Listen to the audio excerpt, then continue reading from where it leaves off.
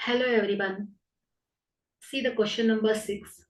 If cot A is equal to 3 tan A, then the measure of the angle A is option A 90 degree, B 60 degree, option C 45 degree, option D 30 degree. So here the given equation is cot A is equal to 3 tan A ಅಲ್ವಾ. So ಇದು ಕೊಟ್ಟಿರುವಂತಹ equation. So ಇಲ್ಲಿ ನಾವು angle A ಅನ್ನ find out ಮಾಡಬೇಕು. So ನಾವು ಇಲ್ಲಿ trigonometric identities ಅನ್ನ ಯೂಸ್ ಮಾಡೋಣ. ಸೊ ಇಲ್ಲಿ ಟ್ಯಾನ್ ಎ ಇದೆ ಅಲ್ವಾ, ಅದೇ ರೀತಿ ಕಾಟ್ ಎ. ಸೊ ಇಲ್ಲಿ ಕಾಟ್ ಎ ಅನ್ನ ನಾವು ಹೇಗ್ ಬರಿಬಹುದು? ಟ್ರಿಗ್ನೋಮೆಟ್ರಿಕ್ ಐಡೆಂಟಿಟಿಯಲ್ಲಿ cot A is equal to reciprocal of tan A ಆಗಿರುತ್ತೆ. ಸೊ ಅದಕ್ಕೆ ಸಮನಾಗ್ತಾ ಇದೆ. ಸೊ ಹಾಗಾಗಿ cot A is equal to reciprocal of tan A ಆಗತ್ತೆ. ಓಕೆ. ಸೊ ಈ ಕಾಟ್ ಎ ಅನ್ನ ನಾವು ಗಿವನ್ ಈಕ್ವೇಶನ್ ಗೆ ಸಬ್ಸ್ಟಿಟ್ಯೂಟ್ ಮಾಡೋಣ. ಸೊ ಏನಾಗುತ್ತೆ?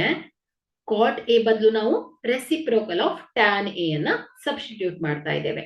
So the given equation becomes 1 by tan A is equal to 3 into tan A as it is. Okay. So ಇದನ್ನ simplify ಮಾಡಿದ್ರೆ so 1 is equal to 3 into tan square A ಆಗುತ್ತೆ. Okay. So ಇಲ್ಲಿ multiplying both side by tan A. So ಇಲ್ಲಿ tan A cancel ಆಗುತ್ತೆ. So is equal to 3 tan square A ಆಗುತ್ತೆ. ಅಥವಾ left side ಅಲ್ಲಿರೋ tan A right side ಹೋದಾಗ divided by ಇದೇನಾಗುತ್ತೆ? Multiply ಆಗುತ್ತೆ. ಓಕೆ. ಸೊ ಇದೆಲ್ಲ ನೀವು ಬೇಸಿಕ್ಸ್ ಅಲ್ಲಿ ಅರ್ಥ ಮಾಡ್ಕೊಂಡಿದ್ದೀರಾ. ಸೊ ಇಲ್ಲಿ 1 is equal to 3 tan square A. Okay.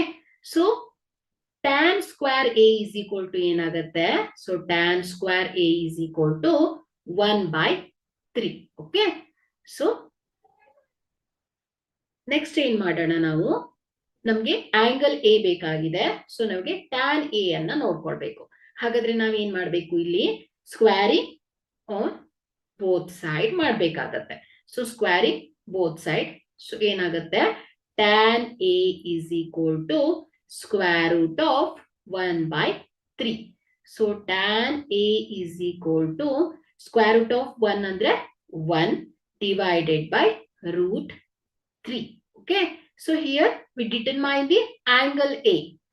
So the value of A for which tan A is equal to 1 by root 3, which is equal to 30 degree ಆಗತ್ತೆ ಅಲ್ವಾ. So ಹಾಗಾಗಿ ಇಲ್ಲಿ angle A is equal to 30 degree. So therefore the measure of angle A is 30 degree. So this corresponds to the option D. Okay. 30 degree. Thank you.